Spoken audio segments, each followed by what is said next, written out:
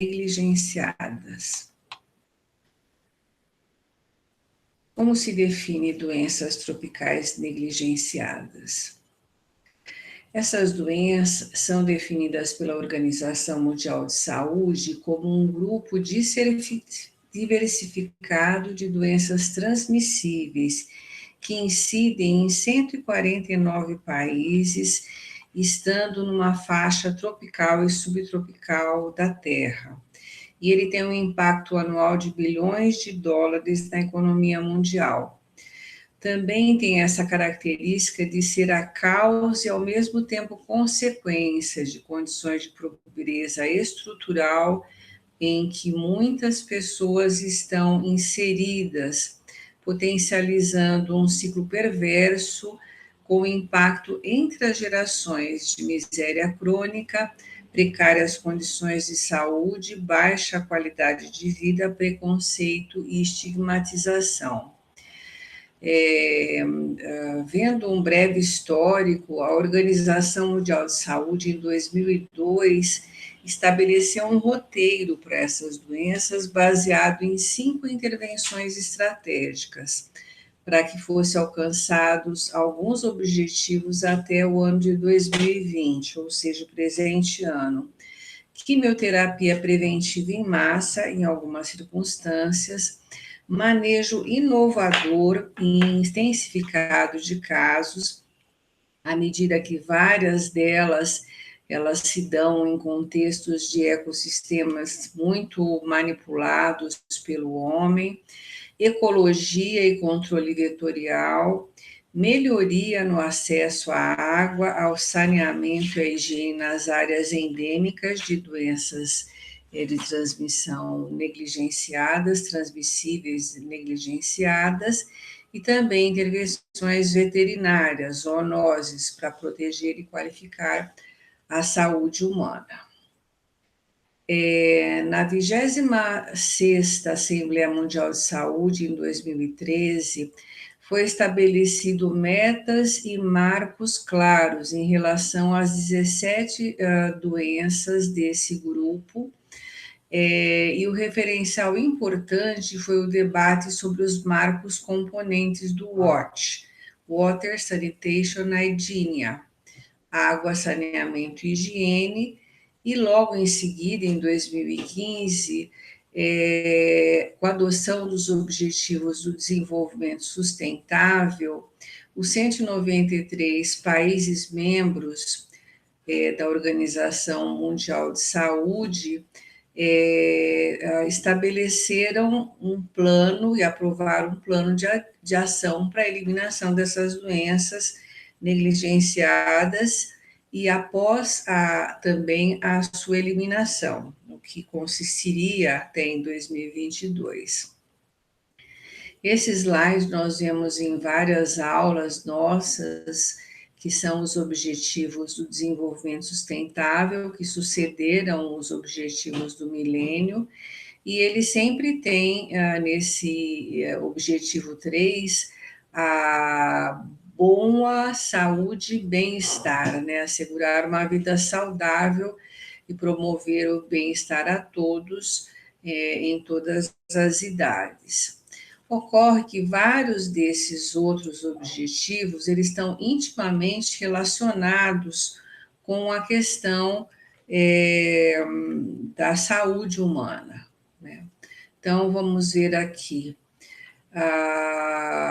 Por exemplo, o fim da pobreza, que é o objetivo 1, o fim da fome, que é o objetivo 2, a garantia de educação de qualidade, que é o objetivo 4, água limpa e saneamento, objetivo 6, combate às mudanças climáticas e seus impactos, que é o 13, vida debaixo das águas, que é o 14, e vida sobre a terra, que é o 15. Vamos rever aqui, que a gente sempre passa muito rapidamente sobre esse quadro. Ele tem todos esses objetivos que nós citamos há pouco. Inclusive emprego digno e crescimento econômico. e igualdade de gênero. No mundo e no Brasil, né? Então, essa é a lista das doenças transmissíveis negligenciadas, e elas têm agentes etiológicos parasitários, bactérias, vírus e fungos. Então, marcado com um X, estão as doenças que existem no Brasil. Dengue e chikungunya, que apesar de estar nesse rol de negligenciadas, é uma doença dengue, pelo menos, que tem muitas intervenções, muitas tecnologias que estão sendo estudadas e sendo implantadas parcialmente, como as vacinas para dengue, as modificações genéticas ou com introdução de Wolbachia dentro do mosquito, do Aedes aegypti, mas, apesar de todos os estudos e todo o investimento, ainda está na lista de doenças negligenciadas. A raiva e o tracoma, que aqui está em rosa, porque vocês ainda terão aula. A úlcera de Buruli, que nós não temos no Brasil, é mais no continente africano, um pouco na Ásia. Treponematoses endêmicas, bulba, que não temos também. A doença de Chagas, que vocês tiveram já em outra disciplina. A hanseníase, que vocês tiveram aqui. A tripanossomíase africana, que, como diz o nome, é uma tripanossomíase, um barbeiro também, mas só existe na África, mais ou menos a estrutura epidemiológica da nossa doença de Chagas. A leishmaniose, que vocês também tiveram em outra disciplina. A teníase e a cisticercose, que vocês tiveram aqui. A hidatidose item. A drunculíase, que não existe no Brasil. A filariose, a oncocercose, que eu vou falar rapidamente. A esquistosomose, eubintose por água, eubintíase, eubintose por gel, por terra, que vocês também já tiveram aqui. Envenenamento por picada de cobra, que vocês também vão ter na última aula. E essas duas doenças causadas por outros agentes, como micetoma, cromoblastomicose e outras micoses profundas, e escabiose e outras ectoparasitoses. As doenças tropicais negligenciadas, elas podem se superpor a realidades de locais não endêmicos, onde existem condições de maior desenvolvimento socioeconômico, em grande parte por causa de globalização, integrando determinantes comerciais, econômicos e migratórios. Nós temos como exemplo alguns países europeus, onde ocorre Chagas agudo e até mesmo crônico, através de transfusão sanguínea ou congênita, se a gestante vir adquirir a doença de Chagas, por exemplo, né, por uma transfusão sanguínea, e depois a criança vir a nascer com Chagas congênita, e outras doenças também. Leishmaniose também é uma doença muito relacionada com a mobilidade, a migração, e pode se dar em qualquer desses locais com nível socioeconômico melhor. Na década passada, houve aumento nos Estados Unidos, no Canadá e, como eu disse, muitos países da Europa e oeste europeu também. Eu vou falar de duas doenças que vocês não tiveram e não terão, né, nesse curso, eu acho, que é a filariose linfática, que é causada pelo verme nematóide Wuchereria bancroft, e é transmitida basicamente pela picada do mosquito Culex, que é uma Quiquefaciastus, Culex quiquefaciastus, pernilongo ou muriçoca infectado com larva do parasita. Entre as manifestações clínicas mais importantes da filariose estão um acúmulo anormal de líquidos, né, que a gente chama de edema, que pode se dar nos seios, na bolsa escrotal e nos membros também, podendo levar pessoas a incapacidades importantes. Aqui tem uma foto de uma moça, né, com os membros inferiores muito comprometidos, né, que a gente chama de elefantíase. E a filariose linfática, ela está em fase de eliminação no Brasil. A área endêmica, ela está restrita a apenas 4 municípios situados na região metropolitana do Recife, que é Recife, incluso, Olinda, Jaboatão do Guararapes e Paulista. Desde 2013, não estão sendo diagnosticados, não vêm sendo diagnosticados casos novos.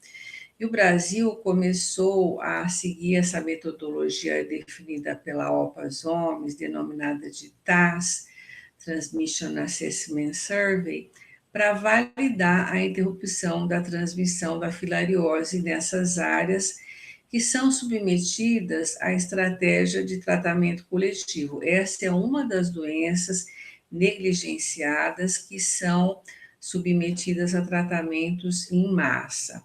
Após o término dessa estratégia, dessa metodologia, que está prevista para acabar esse ano, será elaborado o dossiê que solicitará a certificação de interrupção da filariose. A oncocercose é outra doença negligenciada, também muito restrita no nosso território, que é uma doença parasitária crônica também, decorrente da infecção produzida pelo nematóide Onchocerca volvulus, que se localiza no tecido subcutâneo de pessoas atingidas. E a principal causa é a picada do inseto conhecido como borrachudo, que ele está infectado, né, com larvas e parasitas desse nematóide, e ele também pode ser chamado a doença, né, não o vetor, de cegueira dos rios ou mal dos garimpeiros. Então, aqui a gente vê esse caso que o agente veio parar aqui na retina desta pessoa, né, causando cegueira, e aqui o verme também no tecido subcutâneo. Nós já falamos, né, da picada pelo mosquito, e decorrido um ano dessa picada, o parasita se transforma em um verme adulto e passa a produzir um número muito grande de microfilárias, as quais se disseminam por todo o corpo, como nós vimos na foto, causando inclusive cegueira, né, e lesões dermatológicas e nódulos subcutâneos também. Ela está restrita nessa área de divisa com a Venezuela, e a oncocercose está em fase de pré-eliminação, e desde 2018 não há registros de casos sintomáticos, na realidade há alguns anos que não há, e apenas há uma proporção de portadores assintomáticos de microfilárias na pele, com baixas densidades de parasitemia. E são detectadas, existem áreas sentinelas onde eles fazem esses estudos para ver as densidades parasitárias, né? Então, tinha uma densidade de 20% em 2003, 15% em 2007, 4% em 2012 e 12,5% em 2016, quando eu achei o último registro. E esses resultados se referem a áreas de maior risco, que é o epicentro onde ocorre a área endêmica, né? Correspondendo em sua maior parte às zonas no alto da Serra de Parimá, na fronteira com a Venezuela. A vigilância epidemiológica tem sido feita a cada 4 anos, através de inquéritos parasitológicos na população indígena Yanomami e, eventualmente, biópsia de pele, inquéritos entomológicos para encontrar o vetor e levantamento sorológico em crianças entre 1 e 10 anos de idade. Nas outras doenças, nós passamos rapidamente por conta ou de vocês já terem tido, ou porque ainda vão ter. Algumas vocês tiveram na nossa disciplina, outras na disciplina de entomologia, né? Mas sempre lembrando que tem estruturas epidemiológicas complexas, né? E é uma doença no nosso país que diz respeito a uma área de condições socioeconômicas mais desfavoráveis, né? A notificação compulsória desses casos, ela se dá através da notificação de cada caso individual, hanseníase, doença de Chagas aguda, agora a crônica também, né? A leishmaniose visceral, a leishmaniose tegumentar, a raiva humana e esquistosomose em áreas não endêmicas. E existe também a outra estratégia de encontrar essas doenças não individualmente, mas através de busca ativa e o inquéritos populacionais. Nós já vimos a esquistosomose nas áreas endêmicas, uma aula anterior, a filariose e a oncocercose, falamos há pouco, o tracoma, veremos na aula a seguir. O Brasil tem, desde 2011, um plano integrado de ações estratégicas da eliminação da oncocercose, esquistosomose, filariose e hanseníase. Também o tracoma como causa de cegueira e também o controle da geomintíase em geral. O tratamento dessas doenças, que é uma importante estratégia, né, dentro da busca da eliminação, ele se dá em casos individuais, como hanseníase, doença de Chagas agudo, leishmaniose visceral e leishmaniose tegumentar, e também em massa, né, como pode se dar no tracoma, na esquistosomose, em áreas com determinadas endemicidades, a filariose e a oncocercose que acabamos de falar, né?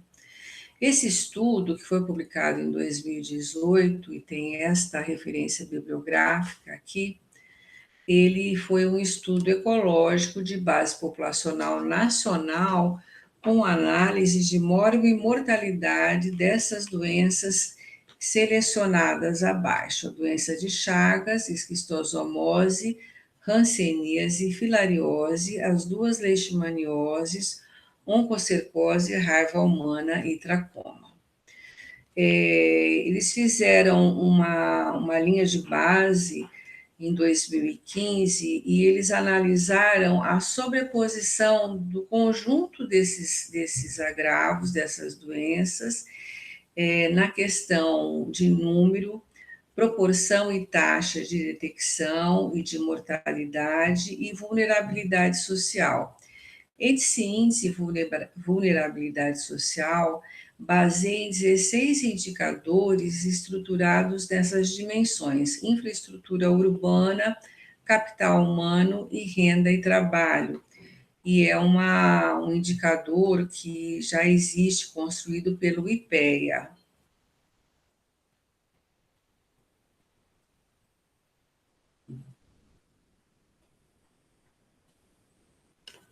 São 16 indicadores, como nós já falamos, e foi calculada a população sob risco e as tendências temporais por regressão de joint point para 2016-2020, pelo modelo de média móvel dupla.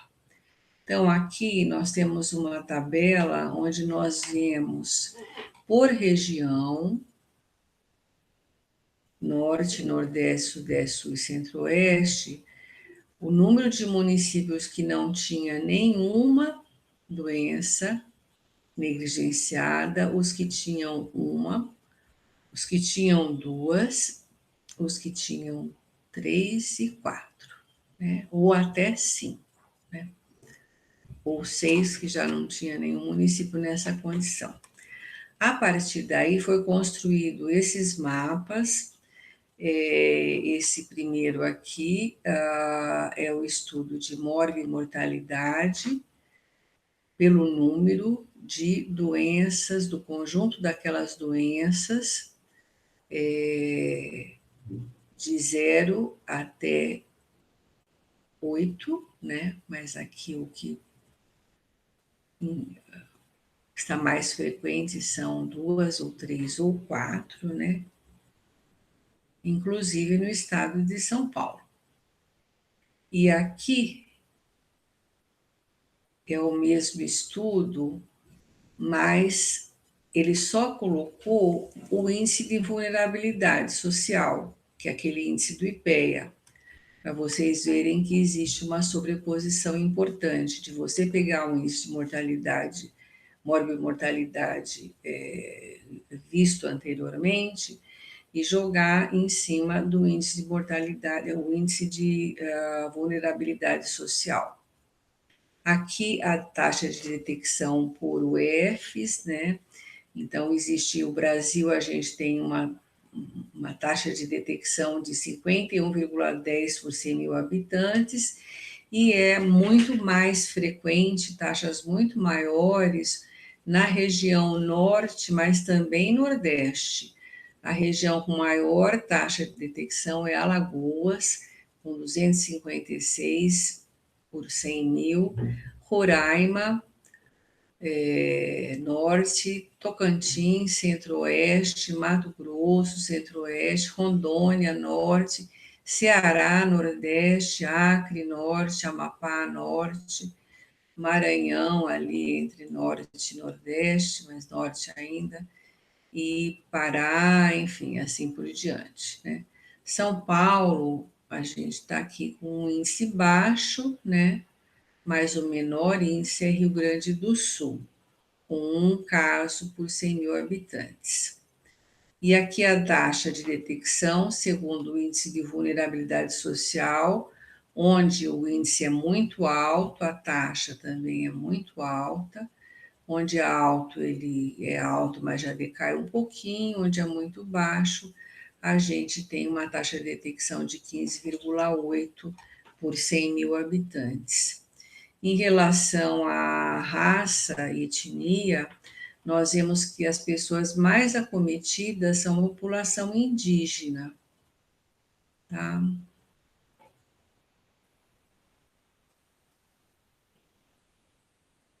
Seguida da parda e preta, branca e amarela. Bem, como considerações finais, a gente tem que considerar que houve avanços, mas há muito investimentos a serem feitos para alcance daquele plano de integrado de ações do nosso país, e os desafios se mantêm e exigem revisão e readequação das estratégias de prevenção e controle e eliminação constantes, né? Haja vista, por exemplo, a leishmaniose visceral no estado de São Paulo, né? Lembrando que os investimentos necessários extrapolam a área de saúde, pois fatores sociais, econômicos e ambientais são também determinantes desse agravo, né? E eu convido vocês para responder essas questões. Por que existem falhas importantes para a obtenção do controle e eliminação? Ele está na ciência? Então, vamos conversar um pouco por quê, né? Ele está no mercado? Ele está na saúde pública?